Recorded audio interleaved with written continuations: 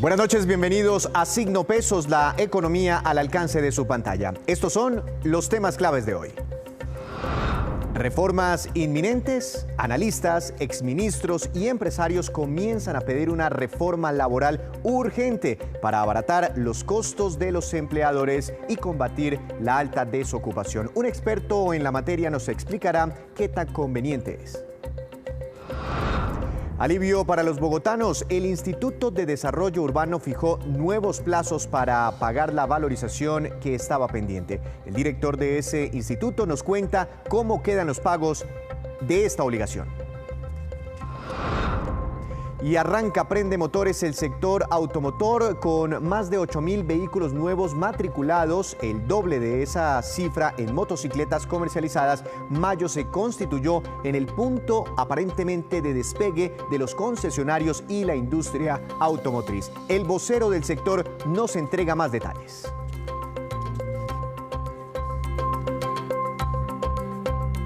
Y comenzamos con un tema que sigue preocupando a todo el país, el elevado desempleo que recordemos ya ronda el 20%. Exministros de Trabajo como Rafael Pardo, centros de análisis económico como ANIF, gremios como FENALCO y muchos otros sectores vienen pidiendo una urgente reforma laboral que permita abaratar los costos de los empresarios, pero a la par generar millones de puestos de trabajo. Para analizar el tema saludo al doctor Stefano Farné, director del Observatorio Laboral de la Universidad Externado. Doctor Farné, buenas noches, bienvenido a Signo Pesos.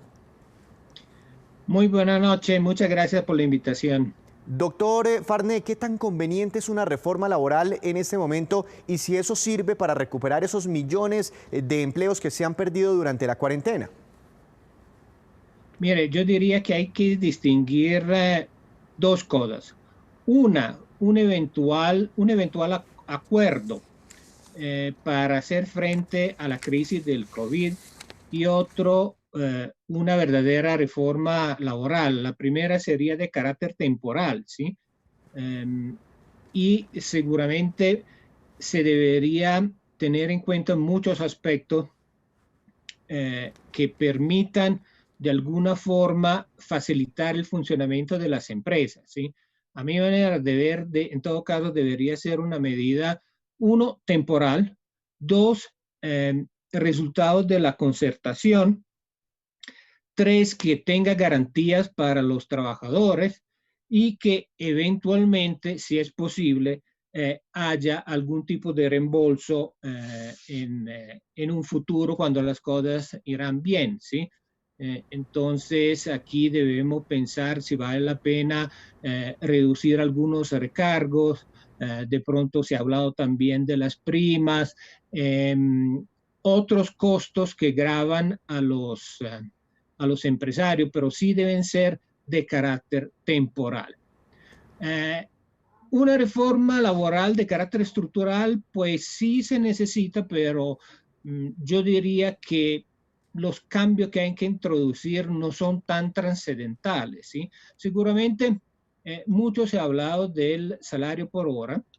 Me parece una propuesta que hay que considerar, pero sí debe ser limitada a ciertos tipos de trabajadores. Es decir, yo creo que es una medida que puede servir mucho, por ejemplo, en el caso de servicios domésticos, de los estudiantes que medio trabajan y también de los pensionados, ¿sí?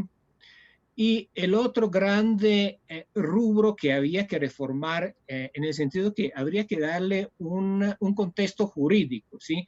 Son todos los trabajos en la plataforma a través de la Internet. Entiendo. Y esa reforma estructural, y me parece muy interesante lo que usted plantea sobre los trabajos por horas, ¿usted está de acuerdo con los que dicen que beneficiaría a esas personas porque empezarían a hacer cotizaciones por horas trabajadas, algo que no existe hoy en día? Sí, yo creo que para ciertos tipos de trabajadores esto puede ser ventajoso, ¿sí? Lo que le listé al principio. Definitivamente el salario por hora para todos los trabajadores no es conveniente, ¿sí? Pero para algunos trabajadores sí puede serlo. En el caso del servicio doméstico, acuérdese que no hay un salario por hora, pero ya se pueden pagar eh, por semanas, ¿sí? Entonces ya un pasito adelante lo hemos hecho. Entiendo. También el país necesitaría, y siempre se ha dicho que una reforma laboral estaría ligada a una reforma pensional. Este es el momento también para plantear cambios en la forma como se pensionan los colombianos.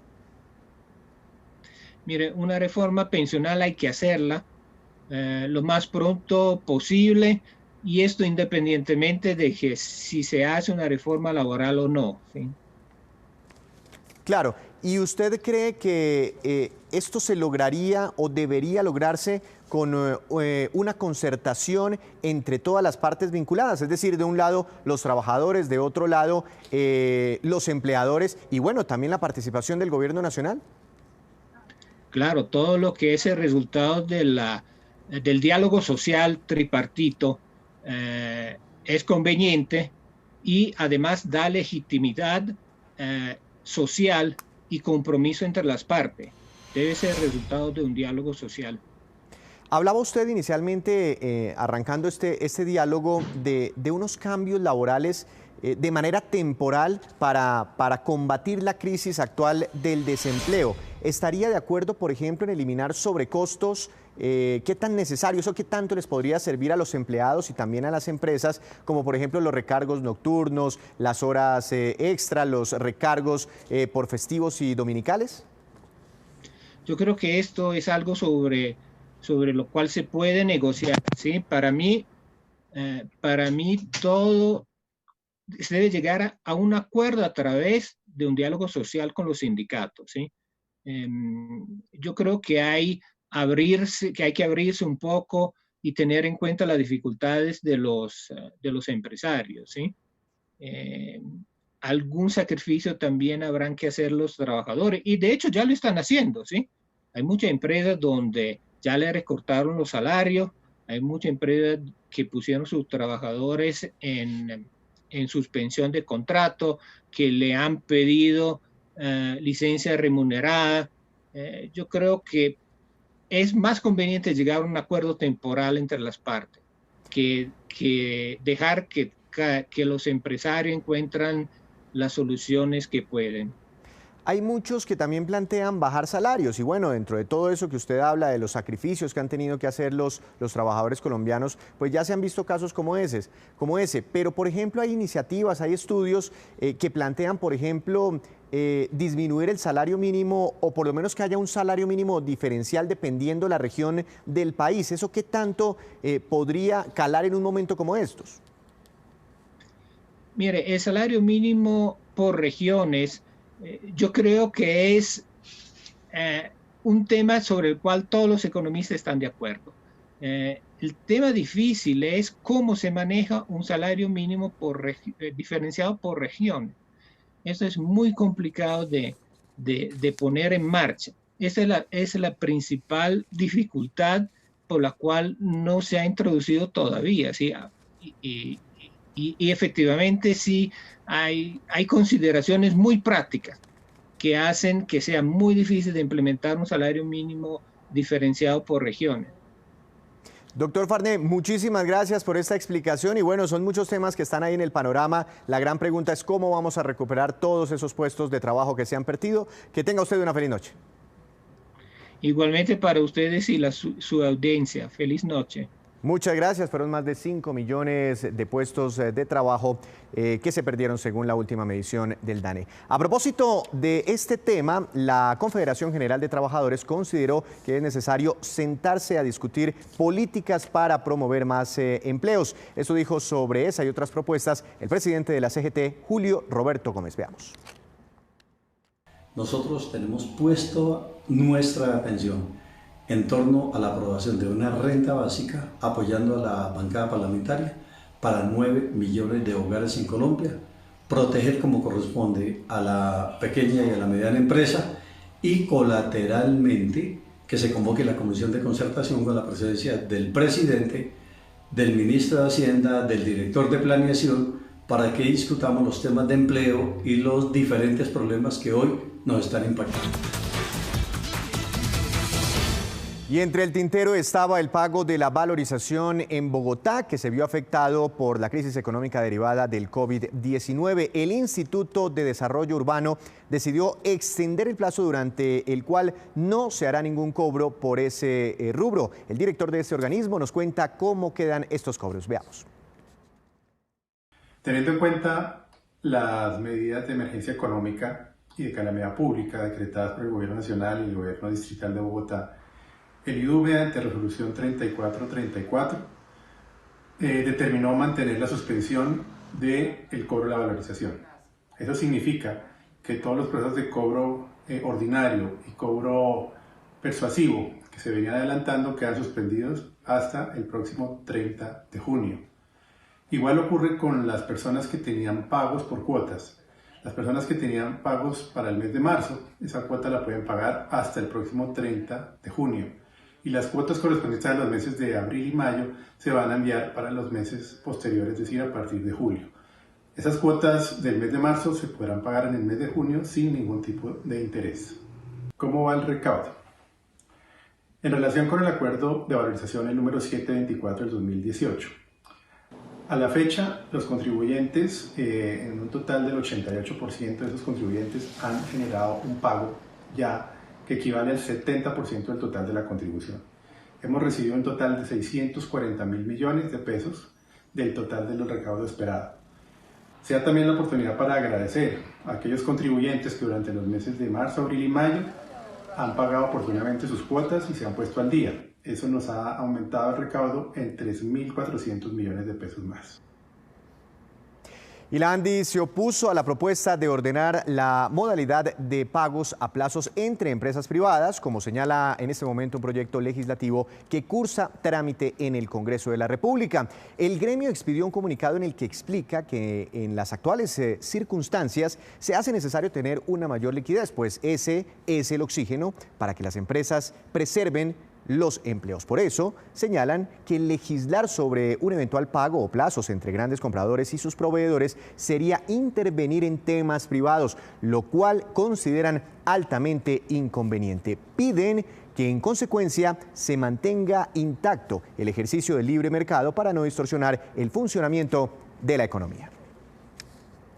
Y tras varios meses de graves dificultades económicas y colegios al borde de la quiebra, estos planteles de enseñanza públicos y privados se preparan para el regreso a las clases. En reuniones de gobierno y rectores se establecerá la manera de aplicar la alternancia o semipresencialidad de los estudiantes. Veamos.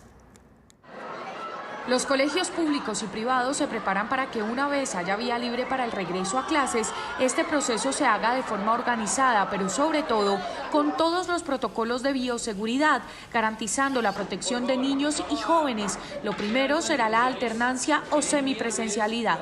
Esa semipresencialidad pues es algo similar a lo que se está haciendo ahora, donde vamos a poder, digamos, enriquecer con unos encuentros un poco más periódicos, pero en todo caso siempre se trata de seguir manteniendo un esquema de educación totalmente estructurado. En segundo lugar, la aplicación de protocolos de bioseguridad en los que se tendrá en cuenta, primero, recursos, mecanismos de implementación, refuerzos, espacio y ubicación. Esto porque hay en este momento en el país zonas COVID y no COVID. Porque es que las condiciones son diferentes de municipio a municipio. Me explico, es distinto el que maneje 40 estudiantes por un salón que el que maneje 20 estudiantes por un salón, el que tenga unos accesos sanitarios diferentes a los que pueda tener otros establecimientos. Entonces, pues, digamos, va a estar muy circunscrito a lo que es la realidad de cada establecimiento. Para los colegios públicos, la Secretaría de Educación avanza en mesas de trabajo para prepararse con miras al regreso a clase. Aún no se tiene una fecha específica, pero desde ya se está realizando la aplicación de todos los protocolos y mecanismos de seguridad. Gracias, Daniela. Con esta información hacemos una breve pausa, pero cuando regresemos esperen. El trueque se pone de moda en Colombia. Ya nos vemos con la movida empresarial y con Juan Fernández. Gracias por seguir con nosotros aquí en Signo Pesos. Aunque todavía no llega a los niveles tradicionales de ventas, mayo fue un mes relativamente alentador para quienes comercializan vehículos y motocicletas en Colombia. Para hablar del tema le doy la bienvenida al doctor Oliverio García, presidente de Andemos, la Sociedad Colombiana de Movilidad Sostenible. Doctor García, buenas noches, bienvenido a Signo Pesos. Muchísimas gracias, Víctor. Efectivamente, los resultados del mes de mayo fueron bastante alentadores, toda vez que se matricularon más de 8.900 vehículos frente a 217 unidades que se habían matriculado en abril. Y en el caso de motos fueron 17.800, casi 17.900 motos que se matricularon frente a 205 unidades que se habían matriculado en el mes de abril. De manera de que con estos resultados podemos decir que el sector automotor prendió motores. Muchas de estas unidades, por supuesto, vienen de negocios que se habían realizado en marzo de este año, y esto significa que hubo unos desembolsos importantes de dineros que ya estaban comprometidos, aprobados por el sistema bancario, de manera que también le entró algo de plática a los concesionarios para poder sostener ese tejido social alrededor del sector automotor. Pero ese dato que usted me da es bastante interesante porque prácticamente todas esas matrículas de las que estamos hablando en mayo no son nuevas ventas de vehículos. Lo que pasa es que Colombia es uno de los países donde más se demora, digamos, donde más tiempo hay entre la compra y la entrega del vehículo. Y tengo entendido que muchas personas en el mes de marzo, digamos, hicieron la compra del vehículo, pero quedó ahí como que todo estancado e inclusive todavía no se los han entregado. Sí, Víctor, nosotros en informes anteriores habíamos estimado que había quedado un saldo de unas 8.600 unidades pendientes de matrículas, y bueno, es una cifra muy cercana a las 8.900 que nos encontramos en los registros de este mes. Yo creo que ya los resultados de cómo va a ser la intensidad de la demanda lo vamos a ver en las cifras de junio y julio. En mayo, pues los concesionarios arrancaron con los protocolos en la segunda mitad del mes, pero también es importante anotar de que hubo un arranque con un sistema de matrículas en línea que también fue lento en los primeros días, ha tenido algunas dificultades. Ojalá podamos, digamos, ir avanzando, ir puliendo, digamos, estos procedimientos para que el mercado comience a fluir de una manera más acelerada, y por supuesto también esperamos desarrollar unos programas muy interesantes que le estamos proponiendo al gobierno nacional para que esa reactivación focalizada, sectorial, que está pensando el gobierno, creemos de que si creamos una dinámica alrededor del vehículo, podemos poner a rodar muy bien el sector automotor. De cara al futuro del sector, pues este tema del coronavirus está planteando grandes cambios en la movilidad en todos los países del mundo. ¿Usted cree que habrá una gran competencia de ahora en adelante con las bicicletas y con las patinetas? Pues mira, aquí hay varias cosas interesantes donde nos pone el coronavirus. Sin lugar a dudas, la movilidad individual comienza a jugar un rol importante.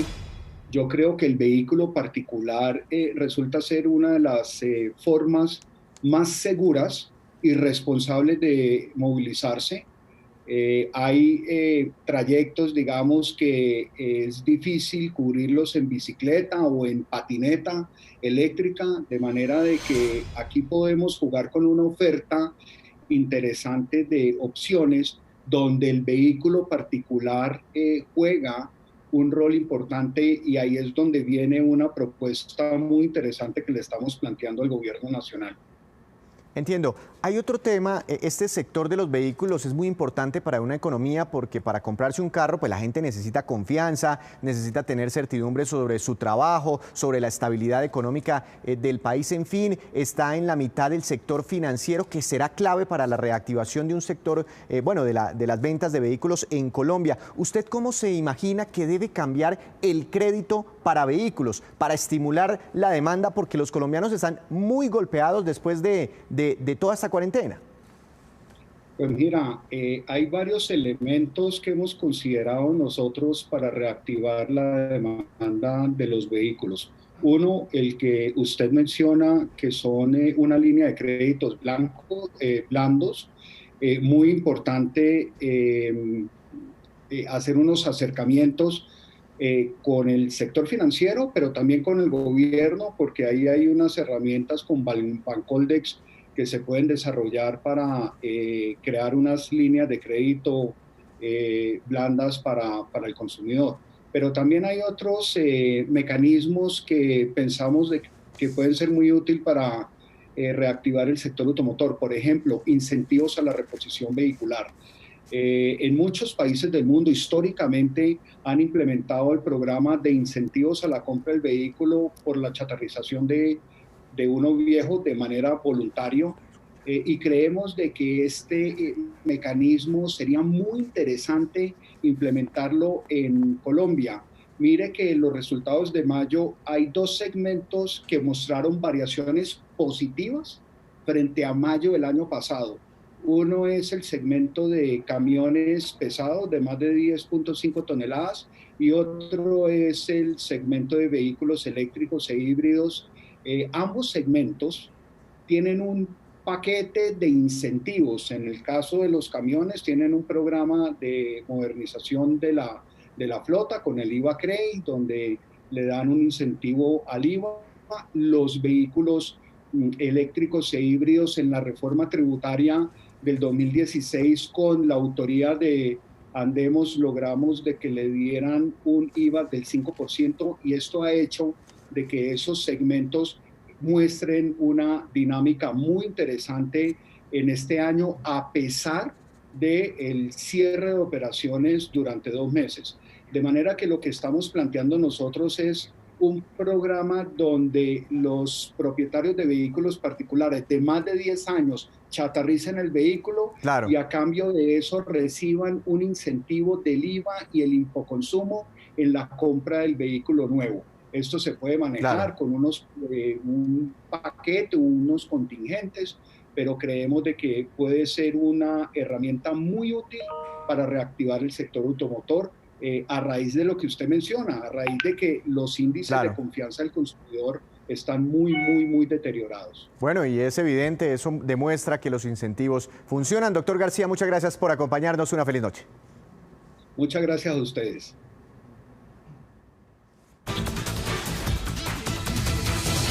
Saludo también a esta hora de la noche a Juan Fernández, que llega con la movida empresarial. Juan, adelante con su tema. ¿De qué nos quiere hablar hoy?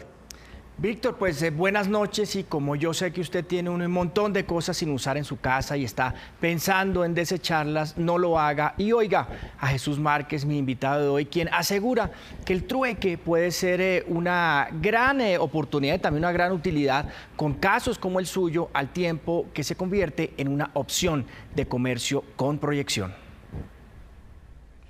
Hola Juan, bueno, te voy a dar 3 razones por las que el trueque volvió para quedarse. La primera es que en crisis el dinero es escaso, no hay dinero en el bolsillo, pero por años hemos acumulado cosas y no en vano el negocio de almacenamiento en Estados Unidos crece más rápido que McDonald's. La segunda es que reconstruye el tejido social. En general la gente se une en función de lo que le gusta o lo que necesita. Si eres coleccionista o músico, te unes en torno a ese interés. Y el trueque promueve la creación de estas comunidades. La tercera es que ayuda a cuidar al planeta. Cada vez somos más quienes estamos conscientes de que tenemos que detener esta frenética explotación de recursos naturales y que reutilizar en vez de producir desde cero más y más cosas ayuda en este propósito. Y todo esto unido al momento que estamos viviendo, en donde la tecnología puede hacer que el trueque sea mucho más eficaz, hace que intercambiar vuelva con más fuerza. Pues Víctor, lo que ideó Jesús fue una aplicación que se llama CrowdSwap, que une a docenas más de esas aplicaciones que han venido creándose en el mundo y que buscan establecer el trueque, ese sistema comercial de la Edad Media, como opción efectiva en momentos como este. Y es un paso más allá de esas publicaciones que abundan en redes sociales en las que se ofrece intercambio de productos en un mundo en el que muchas veces se compra lo que no se necesita. Solo los estadounidenses, para tener un dato, gastan más de 1.2 billones de dólares anualmente en artículos y servicios que no necesitan. Eso significa más o menos el 11.12% del gasto total del consumidor. Juan, ¿y cómo funciona todo esto? Pues Víctor, lo que tiene que hacer es que hay que subir a la plataforma los artículos que uno quiere intercambiar al tiempo que se explora lo que hay en la comunidad. Si encuentro lo que yo quiero, pues hago un clic en lo quiero y la plataforma pues podrá generar el intercambio. Juan, ¿y qué ofrece esta aplicación a diferencia de otras que seguramente hay también en el mercado?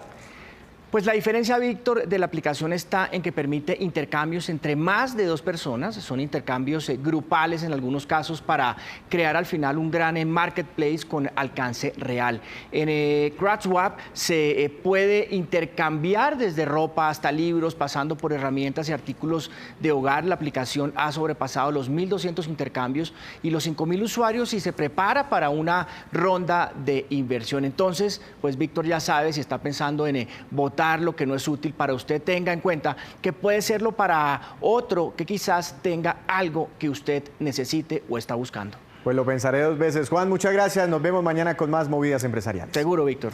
Y con esta información hacemos otra breve pausa, pero ya les contaremos las razones para que miles de trabajadores salgan mañana a protestar en medio de la pandemia. Ya regresamos.